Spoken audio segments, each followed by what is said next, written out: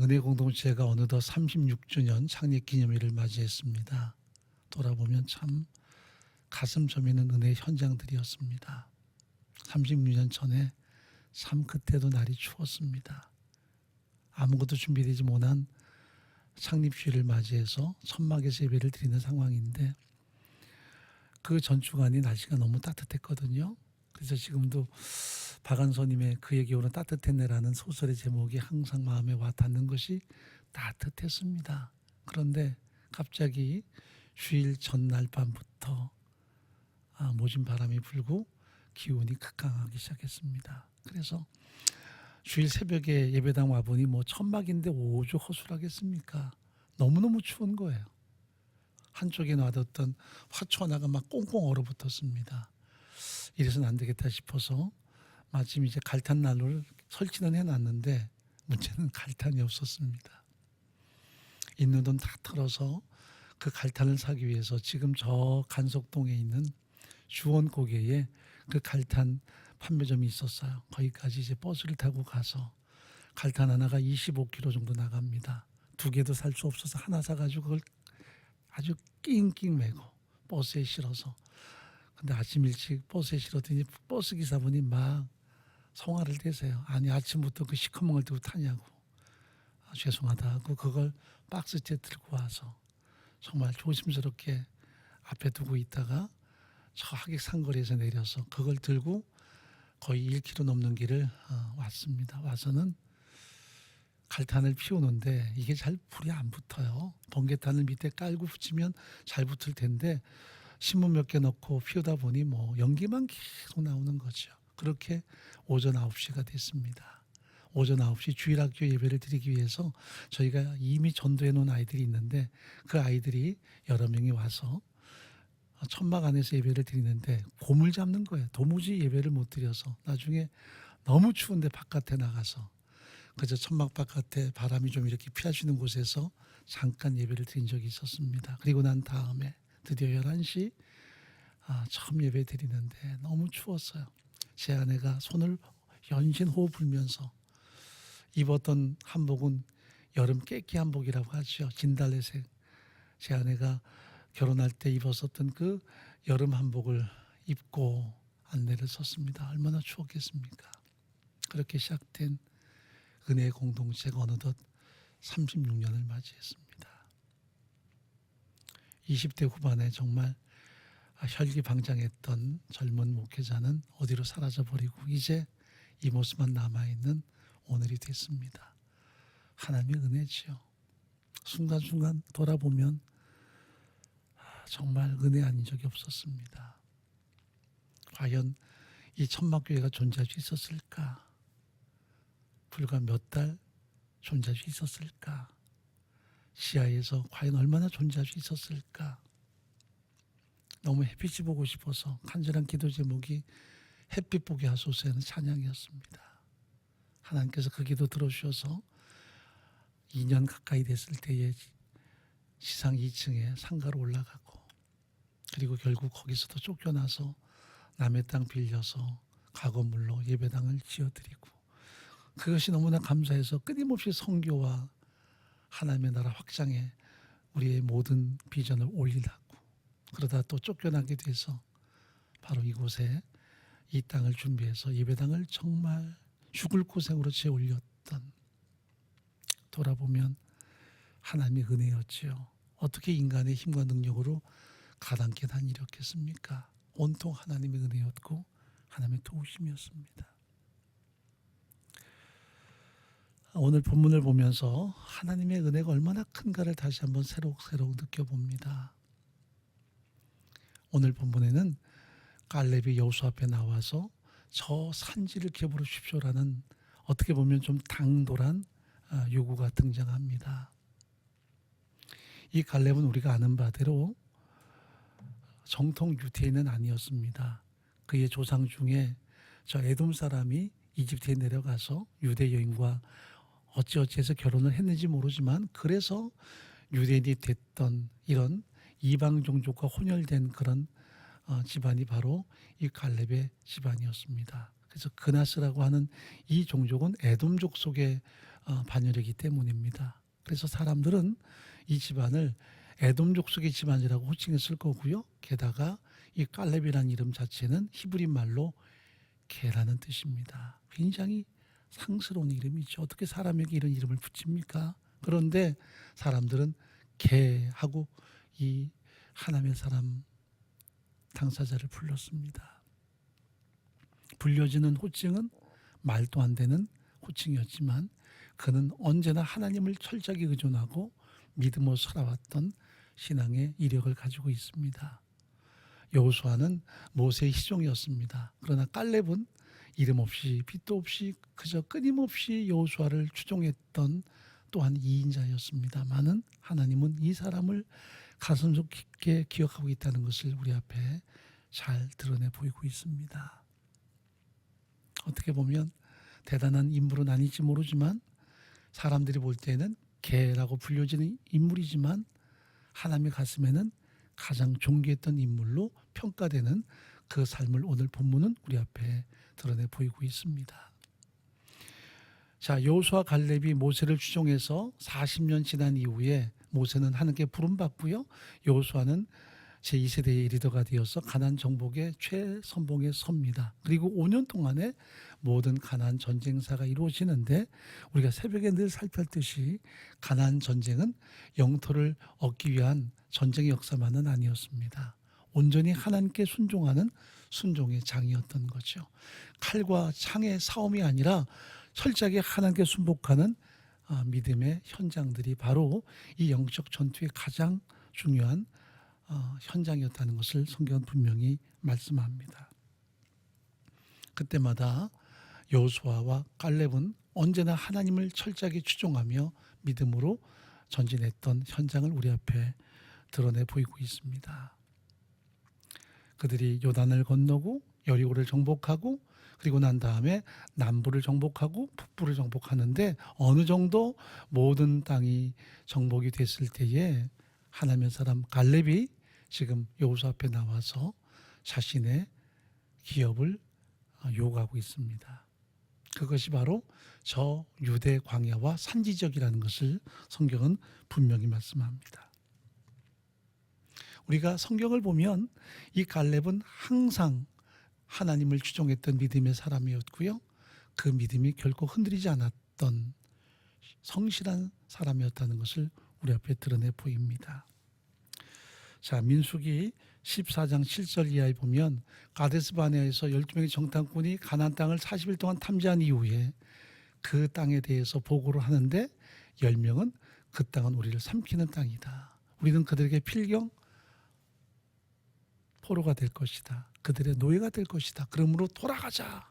이집트로 돌아가자는 아우성이 있었다면 단 2사람 여호수아 갈렙만은 철저하게 하나님을 추종하며 하나님 앞에 순복할 것을 그들 앞에 강력하게 선언하는 것을 우리가 보게 됩니다. 우리가 두루 다니며 탐지한 땅은 심히 아름다운 땅이라. 여호와께서 우리를 기뻐하시면 우리를 그 땅으로 인도하여 들이시고 그 땅을 우리에게 주시리라. 이는 과연 젖과 꿀이 흐르는 땅이니라. 오직 여호와를 거역하지 말라. 또 그 땅 백성을 두려워하지 말라. 그들은 우리 밥이라. 그들의 보호자는 그들에게서 떠났고 여호와는 우리와 함께 하시느니라. 그들을 두려워 말라. 이렇게 외칩니다. 그러나 사람들이 이들의 믿음의 고백을 수용하지를 않지요. 적대시하고 돌로 치려 하는 그 상황에서 하나님의 영광이 드러나고요. 결국 순종치 않았던 대부분의 이스라엘 백성들은 40일 동안 탐지했던 그 모든 날을 연수로 환산해서 40년 동안 광야에서 유리방황할 것을 하나님이 선포해버리고 마십니다. 그런데 민수기 14장 24절에 보게 되면 갈렙을 우리 앞에 추천합니다. 영이 달랐던 사람이라고요. 오직 내 종 갈렙은 그 마음이 그들과 달라서 나를 온전히 쫓았은즉 그의 갔던 땅으로 내가 그를 인도하여 드리리니 그 자손이 그 땅을 차지하리라. 여기 그 마음이 달랐다라고 말하지만 히브리 원문에 보면 우아흐라는 단어를 사용합니다. 이 말은 영이 달랐다라는 뜻이에요. 하나님이 그 가슴 속에 존재하는 전 인격이 있었습니다. 그래서 온통 하나님이 새겨진 가슴으로 현실을 봤고요. 하나님이 새겨진 가슴으로 미래를 내려봤던 인물이 바로 갈렙이었습니다. 그래서 철저하게 여호수아를 돕고 그리고 모든 백성들 앞에서는 하나님의 비전을 외쳤던 인물이 갈렙이었고요. 이 갈렙을 성경은 그 영이 달랐던 사람이라고 우리 앞에 소개해 주고 있습니다. 그 영이 달랐다. 그에게 비전이 있었습니다. 그리고 분명한 소망이 있었습니다. 현실에 급급하지 않고 하나님의 언약이 실현될 것이라는 그 비전, 그리고 하나님이 약속하신 그것을 반드시 성취하실 것이라는 확신이 그 가슴 속에 존재했었습니다. 이것이 갈렙의 믿음이었던 거죠. 그래서 여기 40년 세월이 훨씬 지나서 그들이 가나안 정복의 모든 과업을 하나님 이루어갈 때 이제 대부분의 지파들이 자기 땅을 차지하고 또 각 지파별로 제비 뽑아서 자신들이 얻을 기업을 향해서 도전하는 상황에서 지금 갈렙은 여호수아 앞에 나와서 길갈에서 부탁을 합니다. 내게 저 유대 산지를 주십시오. 저 유대 가장 강력한 거인들이 사는 그 땅을 주십시오.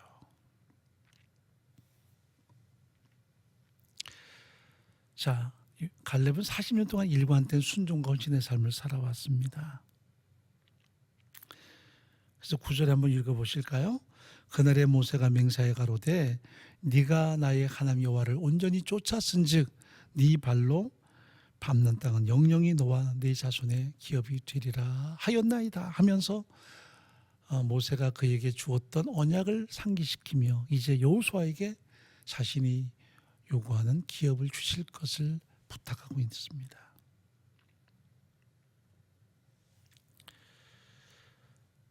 지금까지의 그의 희생이 있었습니다. 그리고 하나님의 나라와 비전을 향한 대가 지불도 있었습니다. 그런데 더 중요한 것은 상급은 훨씬 더 크다라는 사실입니다.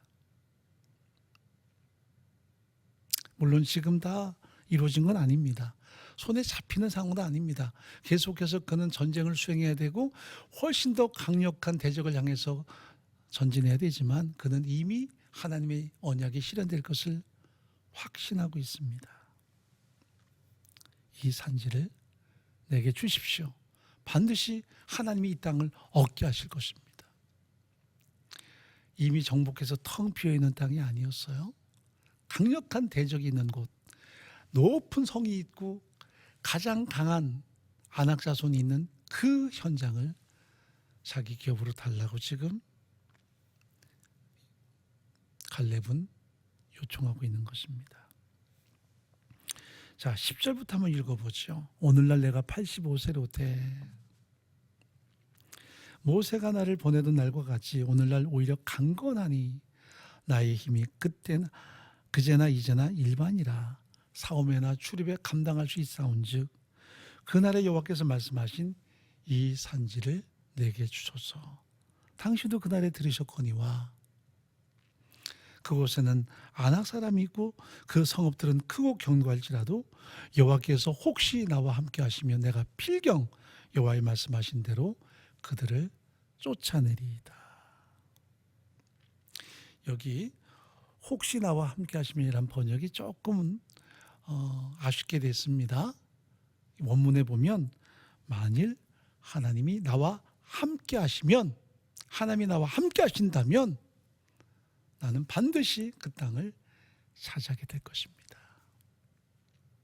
이것이 갈렙이 가진 포부였고 비전이었고 확신이었습니다. 하나님이 나와 함께 하신다면 나는 저 산지를 정복할 수 있습니다. 아무리 강한 성이 있고 강력한 아낙 사람들이 거기에 진을 치고 있어도 하나님이 함께 하시기에 나는 반드시 승리를 거둘 수 있습니다. 이것이 갈렙이 추구하는 비전이었습니다. 그래서 여호수아는 그 헤브론 지역을 그리고 유대 산지와 광야 지역을 이 유대 지파에게 다 허락합니다. 결국 갈렙은 하나님을 의지하는 가운데 이 모든 유대 산지 광야 지역을 정복해서 자신들의 기업을 삼고 다음 세대에게 그 기업을 위임하는 놀라운 역사들이 나타나게 되죠. 이 유대 산지에는 우리가 너무나 잘 아는 헤브론의 막벨라 무덤이 있습니다. 아브라함과 모든 믿음의 족장들의 무덤이 거기 있고요. 이것은 영원한 하나님의 나라를 상징하는 그런 의미가 있습니다. 또 거기에는 베이틀레헴이 있습니다. 빵집이라고 하는, 그래서 예수 그리스도가 태어나는 곳이고 다윗이 태어나는 진정한 왕가의 중심지가 되고요. 나중에 그 산지 지역의 한쪽에는 예루살렘이라는 통일 왕국의 수도가 되는 그 장소가 함께 존재합니다. 이것이 갈렙이 추구했던 기업이었습니다. 그저 눈에 보기에 좋은 땅이 아니었습니다. 아름다운 땅도 아니었습니다. 다만 그는 영원한 하나님의 통치와 하나님의 역사심에 대한 분명한 확신을 가지고 그 땅을 향해 나아간 것입니다. 하나님을 신뢰하고 현실에 급급한 것이 아니라 당장 눈앞에 이기적인 욕망이 아니라 하나님의 언약을 붙들고 하나님의 구속사 속에서 이루어질 위대한 하나님의 계획 앞에 그는 순종했던 것입니다.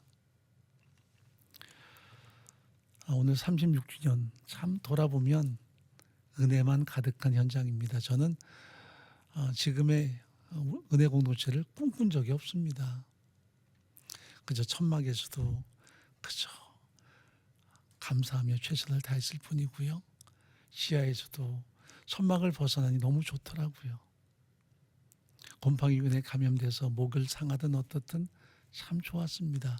이 겨울에 갈탄난로 떼고 그 지하실에서 이제는 그 막 삭풍이 부는 천막이 아니니까요. 바람이 숭숭 새어 들어오는 곳이 아니니까 지하실 물은 펑펑 나는 곳이라도 거기다가 이렇게 고구마 얹어 놓고 라면 끓이면서 청년들 몇 명하고 학생들 몇 명하고 둘러앉아서 주일 오후에 함께 있는 것도 참 좋았었습니다.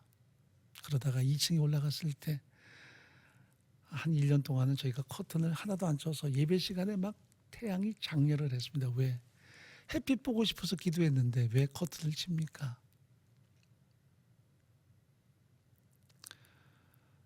예전에 저희 사택에도 커튼이 없었습니다. 왜냐하면 제가 태양을 워낙 좋아하고요. 또 우리 공동체 버스에도 커튼을 치지 않는 이유가 햇빛 보게 하소서라는 그 기도가 마음에 절절히 기억되기 때문입니다. 주인이 병들어서 무당한테 점을 봤더니 교회가 가로막아서 그렇다고 해서 나가달라는 부탁이 있어서 40일 연세 금식하면서 어떻게든 그 병을 하나님이 고쳐주기를 기도했지만 고침받지는 않아서 결국 저희는 그 주인을 위해서라도 그 상가를 떠나야만 했습니다. 그래서 결국 하나님이 주시는 남의 땅을 빌려서 가건물 짓고 거기서 정말 재미있게 사역했습니다. 우리 재정보다 훨씬 더 많은 선교 그리고 구제 다양한 행복한 일을 많이 했었습니다. 그러다가 결국 길거리에 나앉게 되어서 땅 주인이 비워달라 해서 정말 기도하는 가운데 이곳에 터전을 잡고 죽을 고생 끝에 예배당 짓고 정말 수없이 위험하고 힘든 난관을 통과해서 여기까지 왔습니다. 돌아보면 참 가슴 저미는 현장이 너무나 많은데 다 하나님의 은혜였습니다. 또 수많은 동역자들의 희생과 섬김이 있었고요. 지금도 이 자리에 안 계시더라도 한때 공동체에서 헌신했던 많은 과거의 동역자들이 있었기 때문에 우리가 여기까지 온 것입니다. 은혜에게 36년 어제 우리 공동체 40주년을 준비하는 팀이 구성이 되는데 40주년에 과연 우리가 어떤 모습으로 설 것인가 또 앞으로 미래의 어떤 지금까지의 과정들을 그들 앞에 펼쳐져 보일 것인가 하는 것들이 하나의 과제이기도 하지만, 그러나 오늘 하루 한 달 성실하게 하나님을 의지하며 나아갈 뿐입니다. 오늘 여전히 함께하신 동역자들 진심으로 감사드리고 싶고요. 여러분 아니었으면 여기까지 못 왔습니다. 하나님의 은혜 너무나 감사하고 너무나 감사합니다. 모든 영광을 하나님께 올려드립니다.